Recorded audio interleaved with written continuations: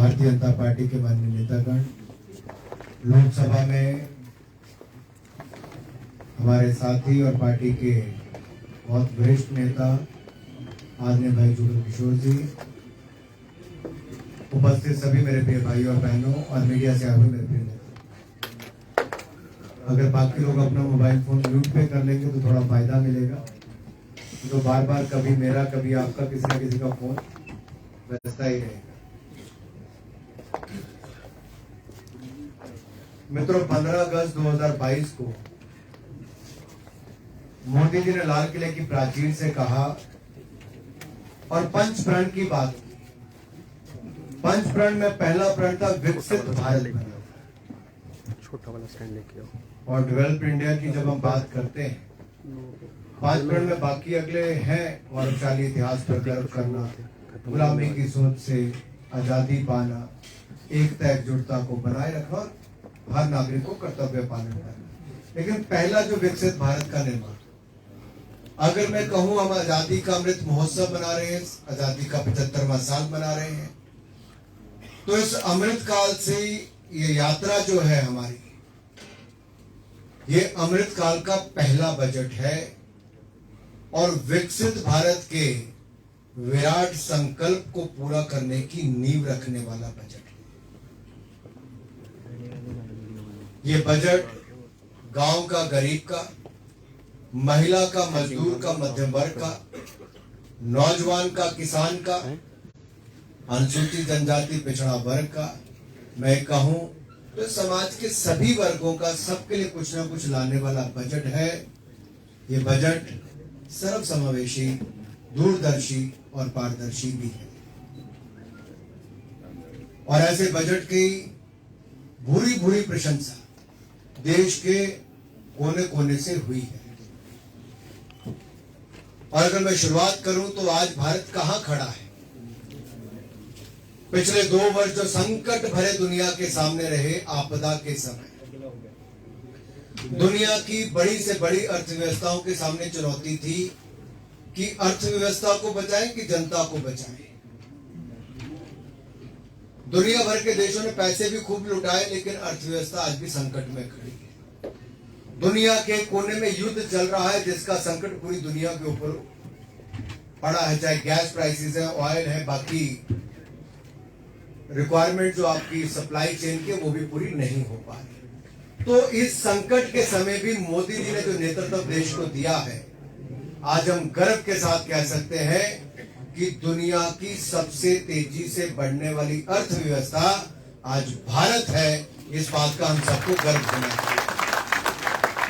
अब भारत कहां खड़ा है? इस बार के बजट में भी 7% विकास दर भारत की कही गई है, जो दुनिया की बड़ी अर्थव्यवस्थाओं में आज सबसे ज्यादा है। तो इसका मतलब हम बिल्कुल सही ट्रैक पे चल रहे हैं। लेकिन 2 वर्षों में हमने क्या किया? मैं बजट पे आऊंगा, लेकिन मैं पिछली भूमिका इसलिए रख रहा हूं, कहां खड़े हैं। बजट के सामने 140 करोड़ के देश में 80 करोड़ लोगों को 28 महीने तक बिल्कुल मुफ्त में अनाज देने का काम 4 लाख करोड़ रुपया खर्च करके किसी ने किया, तो मोदी सरकार ने किया। दुनिया भर के बड़े बड़े अखबार कहते थे कि भारत में करोड़ों लोग भूखमरी और महामारी के कारण मर जाएंगे। आज आप आंकड़े उठाकर देखिए, हमने ना भूखमरी से मरना दिया और महामारी से नहीं। 220 करोड़ वैक्सीन अगर मुफ्त में किसी देश ने लगवाई है तो हिंदुस्तान ने बिल्कुल मुफ्त में लगवाने का काम किया है। यही नहीं, 101 देशों को हमने वैक्सीन मैत्री के माध्यम से वैक्सीन देने का काम भी किया। 170 से ज्यादा देशों को हमने दवाइयां, पीपी किट और मास्क देने का काम किया है। जहां हमारे पास खुद पीपी किट नहीं होती थी, हमने आत्मनिर्भर भारत के चलते देश में वो क्षमता खड़ी की। India has become the pharmacy of the world. We have the largest manufacturing capacity of the pharmaceuticals in the world. अब उस दिशा में भी एक्टिव फार्मास्यूटिकल इंग्रेडिएंट्स, जिसको हम एपीआई कहते हैं, रॉ मटेरियल दवाइयों का, वो भी देश में बने। 3 एपीआई हब्स हम देश में बना रहे हैं, आंध्रा में, गुजरात में और हिमाचल प्रदेश में। हजारों करोड़ रुपए की निवेश उसमें आएगा। Now if I have to come back to the budget, सबसे बड़ी बात क्या है, टैक्स पेयर को लगे कि उसने टैक्स दिया तो क्या वो पैसा ठीक खर्च हो रहा है। पहले लोग टैक्स की चोरी करते थे, लगता था यार सरकार में पैसा, राजीव गांधी कहते थे 100 रुपया भेजता हूं, नीचे 15 रुपए पहुंचते, 85 रुपए तो खा जाते हैं।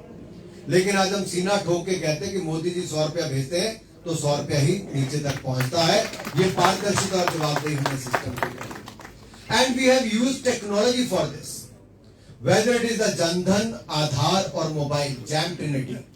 जनधन खाते खुलवाए 48 करोड़ लोगों के, मोबाइल फोन और डेटा आज दुनिया में सबसे सस्ता है, आधार कार्ड 125 करोड़ लोगों को बनाकर दे चुके हैं। आज किसी के खाते में पैसा जाता है तो जिसका है उसको जाए। मान लीजिए आपके आपदा के समय 20 करोड़ 50 लाख महिलाओं को 31,000 करोड़ रुपया मिला, सीधा खाते में गया, कोई बीच में कोई नहीं आया, एक बटन दबाकर गया। 11 करोड़ किसानों को 2 करोड़ 26 लाख रुपया, 2,26,000 करोड़ रुपया हमने पीएम किसान सम्मान निधि से उनके खाते में डाला। ये बदलाव है, नए भारत का परिदृश्य है। तो बजट में मैं आऊं तो ये कहूं कि आज टैक्स पेयर के पैसे का सबसे बड़ा उपयोग कहां पे, गरीब कल्याण पे तो है, वहीं पे मध्यम वर्ग की एक डिमांड होती थी कि इनकम टैक्स में छूट दो, वो 5 लाख तक थी, अब 7 लाख रुपए तक आपको कोई टैक्स नहीं देना है, पूरी तरह से आपको छूट मिल गई है। इसी तरह से ही 9 लाख रुपए तक की आपकी आमदन पे आपको केवल 45,000 रुपया टैक्स देना है, जो 5% आपका बनता है। 15 लाख रुपए तक की आपकी आमदन है तो आपको 1.5 लाख रुपए टैक्स देना है, जो 10% है। कांग्रेस का एक समय था जब आपको निचोड़ा जाता था, हमने उसमें भी छूट देने का काम किया है। अब इसमें अगला एक और विषय में कहना चाहता हूं, कैपिटल एक्सपेंडिचर। आधारभूत ढांचा सुदृढ़ करने के लिए पीएम गति शक्ति योजना को पोर्ट, एयरपोर्ट, रेलवे ये सब बनाने के लिए आपका पैसा, सड़कों से लेकर बाकी निर्माण तक। भारत में 12 किलोमीटर नेशनल हाईवे बनता था 2013-14 में एक दिन में, आज वो 40 किलोमीटर बनता है। हमने दुगने के लगभग नेशनल हाईवे कर दिए हैं। और उसी तरह से मैं आऊंगा, बजट हमने कहां कहां बढ़ाया। पिछली बार हमने रिकॉर्ड वृद्धि की थी, 5 लाख करोड़ से बढ़ाकर 7,33,000 करोड़ किया था कैपिटल एक्सपेंडिचर। इस बार हमने बढ़ाकर 33% की वृद्धि करके 10 लाख करोड़ रुपया कैपिटल एक्सपेंडिचर आउटले कर दिया है। यानी कि 10 लाख करोड़ अगर सरकार निवेश करेगी तो कितना प्राइवेट आएगा, कितने रोजगार उत्पन्न होंगे, आप समझ सकते हैं। दूसरा रेलवे का क्षेत्र आता है। 2013-14 के मुकाबले 9 गुना ज्यादा बजट इस बार रेलवे में रखा है। 2,40,000 करोड़ रुपए का बजट हमने रेलवे के लिए रखा है। और जम्मू कश्मीर के लिए तो 2009 से 2014 तक 5 साल में 1,000 करोड़ मिला था, हम इसी साल 6,000 करोड़ से ज्यादा जम्मू कश्मीर के लिए रेलवे के लिए रखा है। यही नहीं, प्रधानमंत्री आवास योजना 3.5 करोड़ पक्के मकान हमने स्वीकृत कर दिए। 3 करोड़ से ज्यादा पक्के मकान बनाकर भी दे दिए, जो कांग्रेस 70 साल में नहीं बना पाई थी। और इस साल 79,000 करोड़ रुपए का बजट रखा है प्रधानमंत्री आवास योजना में, जो 66% की वृद्धि पिछले वर्ष से ज्यादा है। यानी कि हर गरीब को पक्का मकान बनाने का सपना भी पूरा कर लिया जाएगा। 48 करोड़ जैसे मैंने कहा बैंक खाते हमने खुलवा कर दिए, तो बहनों के खाते भी खुले। 3 करोड़ से ज्यादा पक्के मकान बनाए, तो किसी के बहन के नाम पे तो किसी के ज्वाइंट खाते में वो मकान है। लखपति बनाने का काम भी 3 करोड़ से ज्यादा लोगों को किया। 6 करोड़ लोगों को पानी का कनेक्शन दे दिया, हर घर को बिजली का कनेक्शन दे दिया। और यही नहीं, जो महिलाओं को रसोई गैस के सिलेंडर की दिक्कत आती है, 11 करोड़ रसोई गैस के सिलेंडर दे दिए। तो जो समय लकड़ी लाने का, पानी लाने का और बाकी सब पे लगता था, उसमें भी बचत हुई, तो उनका आउटपुट भी ज्यादा आना शुरू हुआ है। अब महिलाओं के लिए सेल्फ हेल्प ग्रुप जो है, 80 लाख सेल्फ हेल्प ग्रुप है, जिनकी 9 करोड़ महिलाओं को अब और मार्केट लिंकेज करके देंगे। 20 लाख रुपए तक किसी भी सेल्फ हेल्प ग्रुप को पैसा मिल सकता है अपना काम धंधा बढ़ाने के लिए। टेक्नोलॉजी के साथ जोड़ के मार्केट लिंकेज करेंगे, जैसे हमारे स्टार्टअप्स हैं। It's like making women entrepreneurs. Startup ecosystem Bharat में कुछ भी नहीं था। पिछले 7 वर्षों में हमने युवाओं को अवसर दिए, तो भारत के युवाओं ने 90,000 स्टार्टअप्स आज देश में है। 107 यूनिकॉर्न बनी है, जो लगभग $30 बिलियन उनकी वर्थ है, यानी कि 2.5 लाख करोड़ रुपया उसकी वैल्यूएशन है। यही नहीं, आज हम दुनिया का तीसरा सबसे बड़ा स्टार्टअप इकोसिस्टम भारत बन के खड़ा हुआ है। ये हमारे युवाओं ने करके दिखाया है। जो कभी रोजगार मांगता था, आज वो रोजगार देने के लायक बना है। इसी तरह से हम महिलाओं की भी भागीदारी इसमें बढ़ाने वाले हैं। कोऑपरेटिव्स की भागीदारी बढ़े। महाराष्ट्र में, गुजरात में कोऑपरेटिव्स की एक बहुत बड़ी भूमिका है, कुछ हिस्से कर्नाटक में भी, मध्य प्रदेश में भी कुछ हद तक है, लेकिन उत्तर भारत में उस तरह से काफी कम है। हम इसको और सुदृढ़ करने जा रहे हैं। कंप्यूटराइजेशन से लेके उनको टैक्सेशन में भी छूट दे रहे हैं, उनको कैश खर्च करने में भी 3 लाख तक की छूट दे रहे हैं। यही नहीं, फाइनेंशियल इंक्लूजन की जब हम बात करते हैं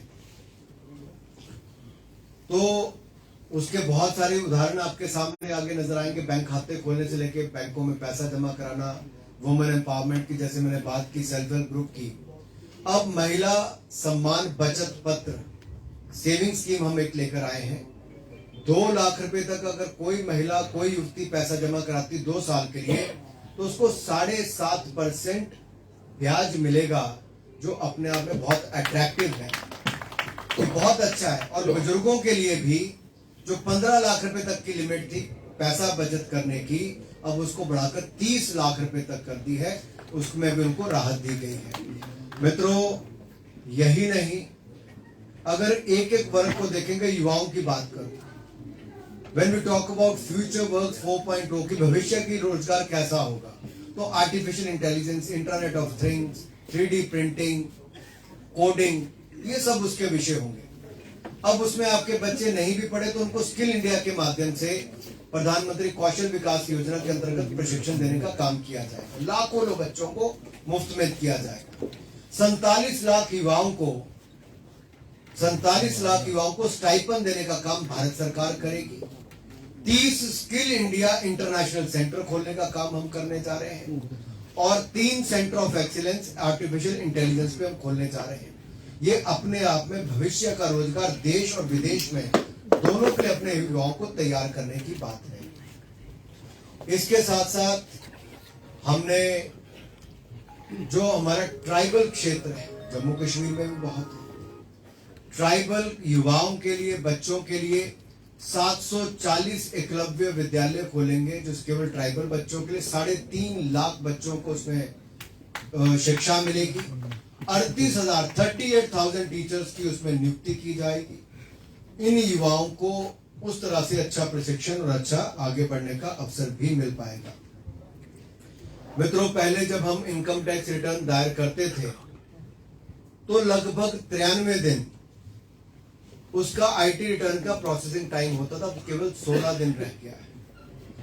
और इनकम टैक्स रिफंड जब मैं एमओएस फाइनेंस था, मुझे याद है 2019 से 2021-22 तक मैं देखता था पुरानी सरकारों के समय चलते कई बार साल, 1.5, 2 साल तक इनकम टैक्स रिफंड नहीं आता था। हमने उसको बहुत जल्दी कर दिया, उसको भी जल्दी करने का काम कर दिया है। यही नहीं, जो अंत्योदय के परिवार हैं या जो प्राथमिक श्रेणी वाले, हमारे ऐसे प्राथमिकता वाले परिवार हैं, अभी उनको अगले 1 साल के लिए भी जो हर महीने अनाज है वो बिल्कुल मुफ्त मिलेगा। उसके लिए भी 2 लाख करोड़ रुपए का प्रावधान मोदी सरकार ने इस बजट में कर दिया है। यही नहीं मित्रों, हम जम्मू कश्मीर को तो सेना का पता है, कांग्रेस के टाइम पे तो 10 साल तक ना बुलेट प्रूफ जैकेट दी गई, ना स्नो बूट दिए गए, ना स्नो सूट दिया गया, और यहां तक कि लेटेस्ट हथियार भी नहीं दिए गए। हमारी सरकार आने के बाद ना केवल हमने Rafale jet, snow boot, snow suit से लेके हमने बुलेट प्रूफ जैकेट सब देने का काम भी किया, सेना को मजबूत किया, 1 रैंक 1 पेंशन देने का काम भी मोदी सरकार ने किया, उसमें रिवीजन करने का काम भी मोदी सरकार ने किया, जिसमें 40,000 करोड़ रुपए अलग से खर्चा आएगा। यही नहीं, भारत दुनिया का सबसे बड़ा हथियारों का आयात करने वाला देश था। हमने कोविड महामारी के समय जो निर्णय लिए डिफेंस सेक्टर को खोलने का, हमने केवल 1 साल के अंदर 16,000 करोड़ रुपए से ज्यादा का एक्सपोर्ट करने का काम किया है, जो कभी हम इंपोर्ट करते थे। तो ये भी एक बड़ा बदलाव आप देखेंगे। किसानों को जहां एक और एमएसपी हम 1.5 गुना ज्यादा देते हैं, अब हम डिसेंट्रलाइज स्टोरेज कैपेसिटी बनाने की बात कर रहे हैं। यानी कि आपने पैदा की, अपने खेतों के पास आप अपनी ही पंचायत में, अपने ही ब्लॉक में वहां पर उस अनाज का भंडारण कर पाओगे। आपको ट्रांसपोर्टेशन, एक तो उससे ट्रांसपोर्टेशन बचेगी, दूसरा उसकी जब सही समय आएगा किसान ई नैम सुविधा के माध्यम से उसको बेच पाएगा, या ऑनलाइन मंडी में या वैसे बेचे तब भी बेच पाएगा और बेहतर दाम पे बेच पाएगा। ये भी किसानों के लिए अलग से सुविधा है। फिर 20 लाख करोड़ रुपए का प्रावधान किसान क्रेडिट के लिए हमने किया है। उसमें पशुपालन, मत्स्य पालन, दूध उत्पादन यानी कि एनिमल हस्बेंड्री, डेयरी और फिशरीज इसके लिए है, जिनमें उनकी क्षमता को बढ़ाने के लिए उनको क्रेडिट अवेलेबिलिटी ज्यादा रहेगी। 6,000 करोड़ रुपए की सब स्कीम तो हम केवल फिशरीज डिपार्टमेंट के लिए लेकर आए ताकि इसका उत्पादन भी ज्यादा बढ़ सके। यही नहीं मेरे भाई और बहनों, ये सेंट्रलाइजेशन के अलावा हमने 11 करोड़ किसानों को, जैसा मैंने पहले कहा, 2,26,000 करोड़ रुपए हम पहले ही दे चुके हैं। श्री अन्न करके हम एक योजना लेकर आए हैं मिलेट्स पर। इंटरनेशनल ईयर ऑफ मिलेट 2023 गिना गया। ये भारत ने शुरू करवाया, यूनाइटेड नेशन से मंजूर करवाया। जैसे योग को हम 21 जून को मनाते हैं योगा दिवस के रूप में, वैसे मिलेट्स को, मोटे अनाज को, ज्वार, बाजरा, रागी, ये सब, ये ज्यादा पोषक आहार भी है, न्यूट्रिशन वैल्यू इसमें ज्यादा है और छोटा किसान इसको पैदा करता है। तो छोटे किसान का एक्सपोर्ट में भी भागीदारी बढ़े, छोटे किसान की आमदन भी बढ़े, उस दिशा में है। और आपको भी बाकी अनाज से मोटे अनाज की ओर लाने की ओर बड़ा कदम है। इसी तरह से फर्टिलाइजर्स के लिए भी हमने नैनो यूरिया, दुनिया में भारत एक ऐसा देश है जिसने अब बोरियों पे यूरिया खाद नहीं उठानी पड़ेगी, भविष्य में बोतल में बन के आती है, जो एक बोरी का 1 लीटर यूरिया में काम चलता है। ड्रोन्स का इस्तेमाल अब लोग फर्टिलाइजर के स्प्रे के लिए कर रहे हैं। तो हम टेक्नोलॉजी का उपयोग भी कर रहे हैं ताकि किसान की लागत कम आए और उसका मुनाफा ज्यादा बढ़ पाए। इसी तरह से ही हमारे युवा एग्रीकल्चर के क्षेत्र में ज्यादा अपनी इन्वेस्टमेंट्स कर सकें, वो रिसर्च एंड डेवलपमेंट भी कर सकें, उसके लिए भी पैसा किया है। 5G के क्षेत्र में जैसे टेक्नोलॉजी नहीं आनी है तो 100 ऐसे सेंटर हम यूनिवर्सिटीज में खोलने जा रहे हैं। फिर पीएम विश्वकर्मा कौशल सम्मान यानी कि पीएम विकास, इस योजना को लेकर आए हैं। जो हमारे आर्टिजन्स हैं, शिल्पकार हैं, उनको टेक्नोलॉजी के साथ जोड़ना, नई सुविधाएं देना, मार्केट के साथ लिंक करना, एप्लीकेशन के साथ जोड़ना, ताकि वो बनाएं भी और बेचें भी और बेहतर दाम भी पाएं। पीएम विकास योजना का लाभ भी उससे वो उठा पाएंगे। स्टार्टअप इकोसिस्टम ने बहुत बड़ा योगदान दिया है।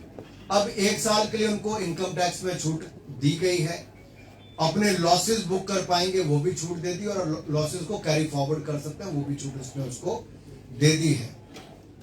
और कृषि स्टार्टअप फंड भी 2023 के लिए उसको भी हमने 1 साल का विंडो दिया है। हमारा सूक्ष्म लघु उद्योग, MSME sector, micro small medium enterprises, आपको याद होगा कोविड के टाइम पे 5 लाख करोड़ रुपया emergency credit line guarantee scheme ये हम लेकर आए थे। आज तक आजाद भारत में बगैर किसी गारंटी कोलेटरल के बैंक ने कभी पैसा नहीं दिया। मोदी सरकार में, मुझे याद है, मैं उसमें वित्त राज्य मंत्री था, मैंने घोषणा की थी। उस समय बैंक वाले बुला के 20% एडिशनल वर्किंग कैपिटल देते थे। आज उसका लाभ ये मिला, उद्योग बंद भी नहीं हुए। आपके जो 100 से कम कर्मचारियों वाली संस्थाएं थी, उनको 15,000 रुपए तक प्रति कर्मी देने का काम भी भारत सरकार ने किया, उसका लाभ ये मिला। उद्योग बचे भी, बड़े भी। और अब हम 2 लाख करोड़ रुपया क्रेडिट गारंटी स्कीम जो एमएसएमई की है उसमें आपके पास उपलब्ध होगा, और 1% ब्याज दर उसमें कम होगी। ये भी आपको लाभ होगा, इससे आपका उद्योग भी बढ़ पाएगा, आप उसका फायदा भी उठा सकते हैं और आपको कोई गारंटी इसमें नहीं देनी पड़ेगी। मित्रों, इसी तरह से ही अग्निवीर स्कीम हम लाए। अग्निवीर कॉर्पस फंड में जितने हमारे अग्निवीर होंगे उनको जो उससे पैसा मिलेगा उस पर उनको कोई इनकम टैक्स नहीं देना पड़ेगा, उनको उस तरह से पूरी तरह छूट दे दी। टीयर 2, टीयर 3 सिटीज के लिए 10,000 करोड़ रुपए का हमने प्रावधान और किया है, ताकि जैसे मान लीजिए जम्मू है, यहाँ पे और डेवलपमेंट होनी, तो इसके लिए जो हमने करना वो भी उसमें अपना अप्लाई करके और पैसा उसमें अपने यहाँ की डेवलपमेंट के लिए ले सकता है। 50 नए टूरिस्ट डेस्टिनेशन बनाने के लिए एक योजना हम लेकर आए हैं। उसमें जम्मू कश्मीर तो पर्यटन पर बहुत निर्भर करता है। आप भी अप्लाई करेंगे तो आपको भी उसका लाभ मिलेगा। 10,000 करोड़ रुपए से ज्यादा का प्रावधान उसमें भी किया जाएगा। यही नहीं, हमारे कोर्ट्स में न्याय प्रणाली को और सशक्त किया जा सके, जल्दी आपको ऑर्डर्स मिल सके, कंप्यूटराइजेशन उनका किया जा सके। 7,000 करोड़ रुपए का प्रावधान हमने उसके लिए भी किया है। सीनियर सिटीजन पैसा बचा सके तो जैसे मैंने कहा 15 लाख से 30 लाख तक का हमने उसको कर ही दिया है। इसी तरह से ही ग्रीन इकोनॉमी हो, ग्रीन इन्वेस्टमेंट हो, ग्रीन फ्यूचर हो और ग्रीन जॉब्स हो, ग्रीन ग्रोथ हो, इसके लिए भी बहुत बड़ा कदम उठाएंगे। India will become the global hub for green hydrogen. आज आप गाड़ी को पेट्रोल डीजल पर चलते देखते हो, अभी आप हाइब्रिड मोड वाली देख रहे हो, इलेक्ट्रिकल व्हीकल्स देख रहे हो, भविष्य ग्रीन हाइड्रोजन का है। और भारत सरकार ने 37,000 करोड़ रुपए का प्रावधान उसके लिए किया है। 8 लाख करोड़ रुपए की इन्वेस्टमेंट आएगी। 5 lakh metric ton, 5 million metric ton, यानी कि 50 लाख मीट्रिक टन उसकी क्षमता हमारी एनुअल होगी और 6 लाख से ज्यादा रोजगार सीधे उस तौर पर मिलेंगे। यानी कि आपको उसके लिए 125 गीगावाट बिजली चाहिए। तो जो हमारी लद्दाख में रिन्यूएबल एनर्जी बनेगी उसको ट्रांजिशन लाइन के लिए 19,700 करोड़ रुपए का प्रावधान भी इस बजट में अलग से किया गया है। तो इसका लाभ आपको यहां तो मिलेगा ही। फिर 1 डिस्ट्रिक्ट 1 प्रोडक्ट जो आपके हैं उसको भी यूनिटी मॉल, हर राज्य में यूनिटी मॉल खुलेंगे और देश भर के 1 डिस्ट्रिक्ट 1 प्रोडक्ट के प्रोडक्ट्स को वहां पर स्थान देने का काम किया जाएगा। Self help group 1 district 1 product, ये भी एक नई मार्केट उनके लिए बनने का काम होगा। फिर जब मैंने कहा ग्रीन, तो गोवर्धन योजना भी हम लाए हैं। वेस्ट टू एनर्जी, 500 ऐसी जगह पर उसको 500 सेंटर्स अलग अलग बनेंगे जहां वेस्ट टू एनर्जी का काम किया जाएगा। 10,000 करोड़ रुपए का प्रावधान इसमें भी किया है। मित्रों, मैं संक्षिप्त में इतना कहूं, मेरा भी यूनिवर्सिटी में प्रोग्राम है, मुझे वापस जाके उन्ना भी प्रोग्राम करना है। रखा तो मैंने आज पूरा दिन जम्मू का रखा, लेकिन इन 5 घंटों में मेरे 5वां प्रोग्राम हो जाएगा। लेकिन फिर जल्दी वापस आऊंगा। इतना ही कहूंगा, ये बजट जैसा मैंने कहा गांव का है, गरीब का है, महिला का, मजदूर का, मध्यम वर्ग का है, नौजवान का, किसान का है, सभी के लिए, अनुसूचित जाति जनजाति पिछड़े के लिए है। ये नए भारत को विकसित भारत बनाने का बजट है। ये सर्वसमावेशी, दूरदर्शी और पारदर्शी बजट है।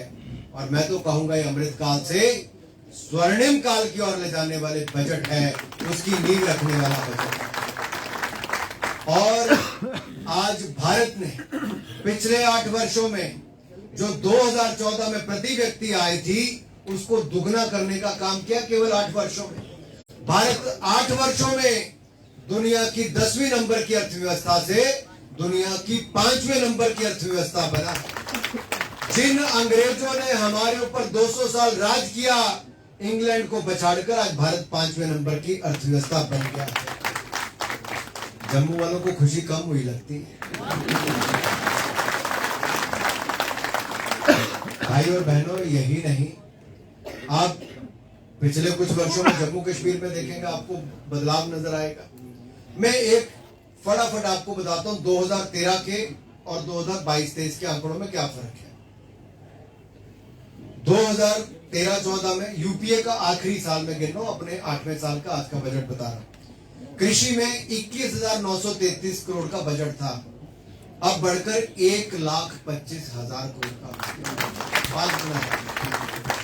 गृह मंत्रालय का बजट 52,504 करोड़ का था, बढ़कर 1,56,000 करोड़ हो गया, 1,96,000 करोड़। डिफेंस का बजट 2,03,000 करोड़ था, बढ़कर 5,94,000 करोड़ हो गया।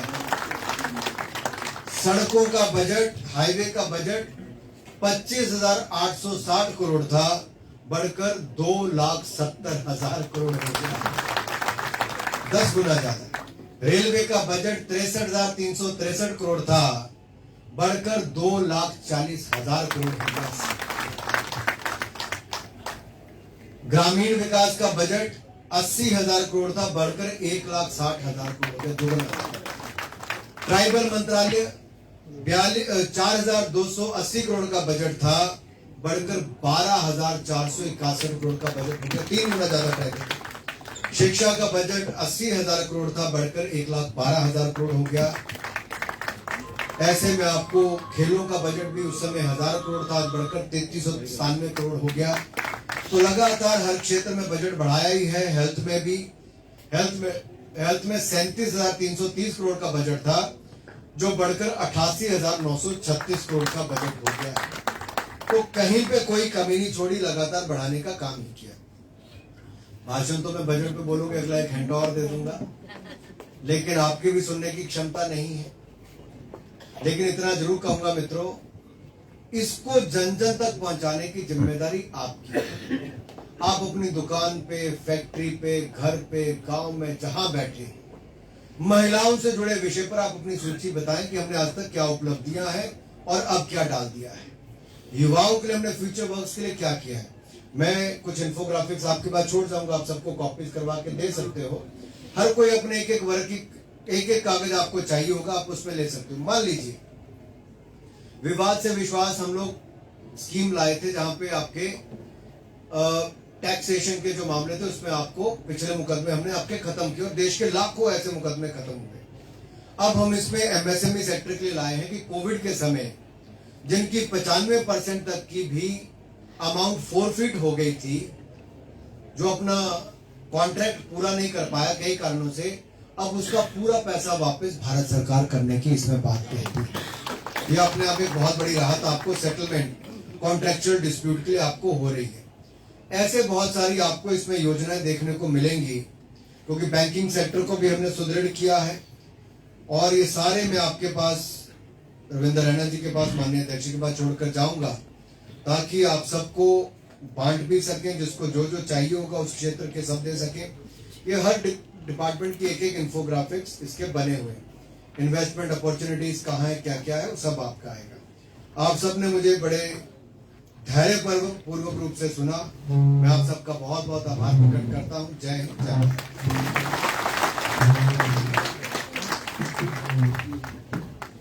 आपके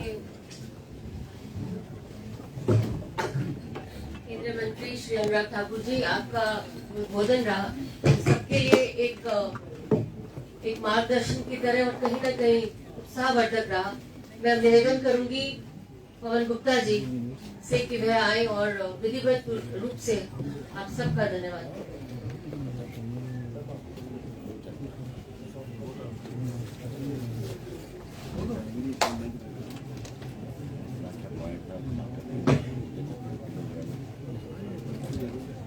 मंच पर विराजमान हमारे बीच में हमारे भारत के सबसे युवा और ऊर्जावान मंत्री आदरणीय श्री अनुराग ठाकुर जी, उनके साथ में ही हमारे युवा और ऊर्जावान हमारे पार्टी के अध्यक्ष जम्मू कश्मीर के आदरणीय श्री रविंद्र रैना जी, हमारे टीम के मेरे को कन्वीनर आदरणीय सुनील सेठी जी, राजीव जी, हमारे अभिजीत जसरोटिया जी, जीएन मीर जी और हमारे अरुण गुप्ता जी।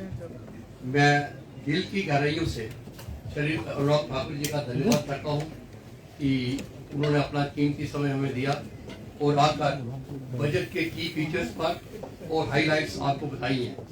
ये बजट जो है ये सर्वस्पर्शी है, समावेशी है और इसने सोसाइटी के हर सेक्शन को एड्रेस किया है, ट्रेड एंड बिजनेस के हर सेक्टर को एड्रेस किया है, इंडस्ट्रीज को एड्रेस किया है और जो लोगों के बहुत सारे ग्रीवेंसेस थे उनको एड्रेस किया है।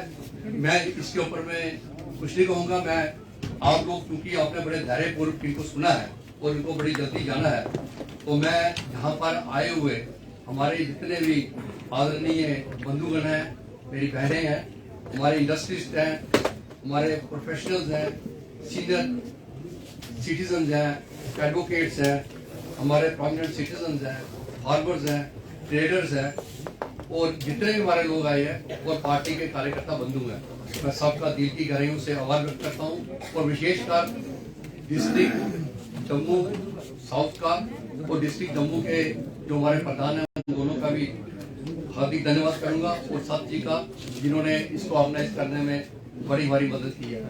मैं दिल की गहराइयों से आप सबका धन्यवाद करता हूँ और अपनी वाणी को विराम देता हूँ। धन्यवाद।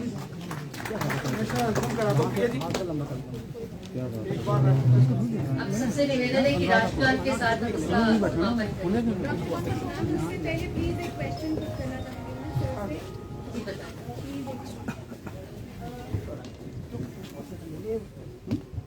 हेलो सर मैं स्पोर्ट्स में हूँ और पैरा स्पोर्ट्स खेलती हूँ अपने देश के लिए, लेकिन जो सबसे बड़ा एक चैलेंज हमारे सेक्टर को आता है, स्पेशली एबल सेक्टर को, वो ये है कि हम लोगों को बहुत ज़्यादा स्पेंड करना पड़ता है अपने आर्टिफिशियल लिम्स पे, या जो भी हम एड्स लेते हैं उसके लिए। अब जैसे मैं अपने ही प्रोस्थेटिक की बात करूँ, मेरा अपना प्रोस्थेटिक 10.5 लाख का आता है और उसके ऊपर इस पे GST चार्ज किया जाता है। तो आप इमेजिन कर सकते हैं अगर एक अमाउंट ऑलरेडी इतनी हाई है। डिमांड क्या है? सर मेरी डिमांड ये है, एक तो पहले इस पे GST चार्ज नहीं होना चाहिए, सेकेंडली हमारे ये प्रोडक्ट्स इंश्योरेंस में कवर नहीं होते, तो अगर छोटा सा भी डैमेज इसमें होता है तो हमें आगे आपके दो विषय GST पे नहीं होना चाहिए, दूसरा इंश्योरेंस वाले पे। इंश्योरेंस सर कोई सेक्टर थैंक यू कृतिकाली, थैंक यू। आप सभी राष्ट्रगान करेंगे।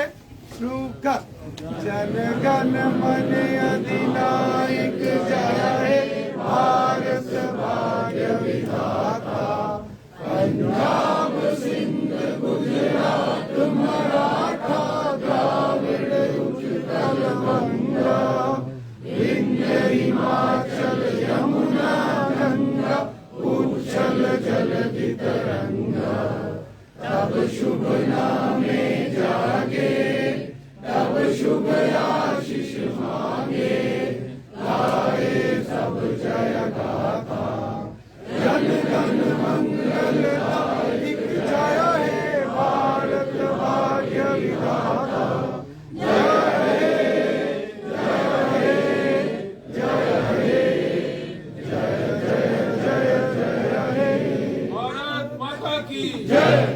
ये जो आपका GST वाला विषय GST काउंसिल का है, उनको हम लिख के देंगे सभी राज्यों की सरकारें। दूसरा जो आपका इंश्योरेंस वाला, भारत सरकार से इंश्योरेंस कंपनी से बात करें।